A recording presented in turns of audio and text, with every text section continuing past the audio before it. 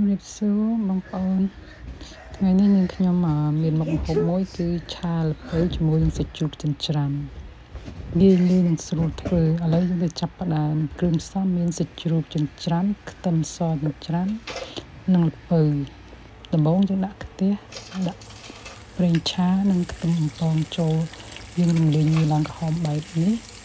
បន្ទាប់មកទើបយើងចាប់ផ្ដើមដាក់សាច់ជ្រូកឆាយើងឆាត្រឡប់ទៅត្រឡប់មកចូលចិត្តហើយបន្ថែមស៊ុបខ្នុរបន្តិចនិងបន្ថែមម្រេចម៉ដ្ឋយើងចូលកន្លះស្ពៃបាយនេះជាការស្រេចបន្ទាប់ពីសាច់យើងឆ្អិនរួចរាល់យើងចាក់ល្ពៅយើងឲ្យហាន់ជាកង់រួចហ្នឹងឆាដើម្បីឲ្យបន្លែយើងរៀងទុំបន្តិចគឺនាងខ្ញុំបានបន្ថែមជាមួយនឹងទឹកក្តៅដើម្បីឲ្យបន្លែយើងទន់និងងាយស្រួលញ៉ាំពីយើងធ្វើការ